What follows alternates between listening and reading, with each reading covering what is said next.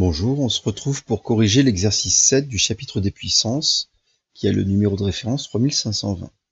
Alors, on considère les deux entiers suivants définis en fonction de l'entier petit n positif par, donc grand A c'est A qui est la puissance 2n, A qui est la puissance 2 puissance n, pardon, et B qui est à 2 à la puissance 2, le tout à la puissance n.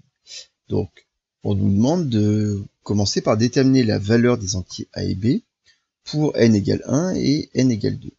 Alors déjà, pour n égale 1, pour n égale 1, grand A, c'est égal à 2 à la puissance 2, lui-même à la puissance 1, comme ceci.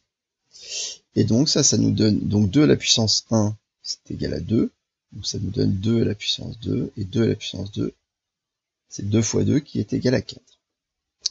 Pour B, c'est 2 à la puissance 2, le tout à la puissance 1. Alors 2 à la puissance 2, c'est 2 fois 2, 4 à la puissance 1. 4 à la puissance 1, c'est 4.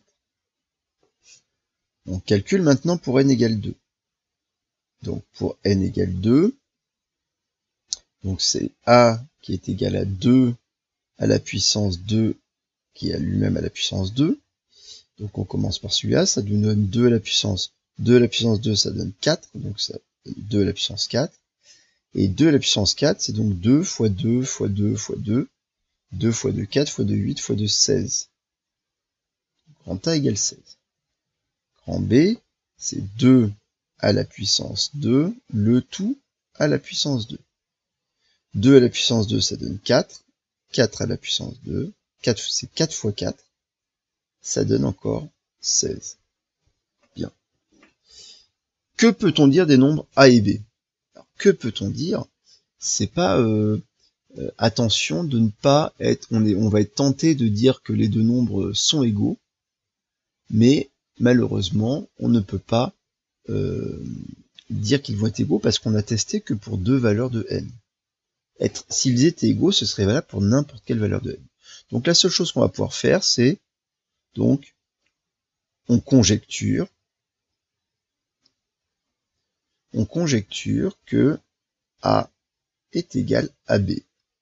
Une conjecture en mathématiques, c'est comme une hypothèse en sciences, c'est quelque chose qu'on imagine, mais qu'on a l'intuition que A est égal à B parce qu'on l'a observé sur donc les premiers calculs de A et B pour les premières valeurs de n. Maintenant, ce n'est qu'une hypothèse, ce n'est qu'une conjecture, il va falloir soit le démontrer, et que c'est valable pour tout n, soit montrer que finalement on s'est trompé si on trouve que ce n'est pas valable pour certaines valeurs de n.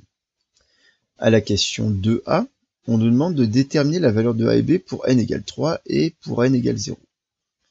Allons-y pour n égale 3.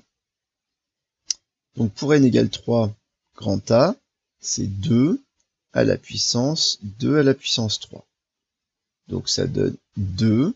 Alors 2 à la puissance 3, c'est 2 fois 2 fois 2. 2 fois 2, 4 fois 2, 8. Donc ça donne 2 à la puissance 8. 2 à la puissance 8, c'est 2, on va l'écrire, fois 2, fois 2, fois 2, fois 2, fois 2, fois 2, et fois 2. Je dois avoir 8 facteurs.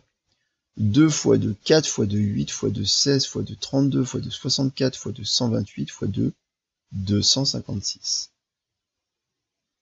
Bon. Maintenant, calculons pour B. Donc B, c'est égal à, que je reprenne la valeur, B c'est égal à 2 au carré à la puissance n. Donc ça nous donne, pour 3, ça donne 2 au carré à la puissance 3. 2 au carré à la puissance 3, c'est 2 au carré, ça donne 4. Donc c'est 4 à la puissance 3. 4 à la puissance 3, c'est 4 fois 4 fois 4. Donc 4 fois 4, c'est égal à 16.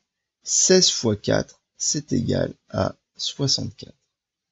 Et là, on s'aperçoit que pour n égale 3, A et B ne sont pas du tout égaux. Regardons pour n égale 0. C'est donc grand A est égal à 2 à la puissance 2 à la puissance 0. 2 à la puissance 0, rappelez-vous que n'importe quel nombre à la puissance 0, c'est toujours égal à 1. Donc ça donne 2 à la puissance 1. 2 à la puissance 1, c'est égal à 2. Pour grand B, donc c'est 2 à la puissance 2, le tout à la puissance 0. 2 à la puissance 2, c'est égal à 4. 4 à la puissance 0, comme tout nombre à la puissance 0, tout nombre non nul à la puissance 0, c'est égal à 1. Ah, tiens, encore une fois, A et B ne sont pas du tout égaux. Qu'est-ce qu'on peut conclure sur... qu'est-ce que peut-on dire de A et B? Voilà, on peut dire que, finalement, A et B ne sont pas toujours égaux. Ils peuvent être égaux, comme ils peuvent ne pas être égaux, mais on va dire que dans le cas général, ils ne sont pas égaux. Donc, on conclut que A et B ne sont pas toujours égaux.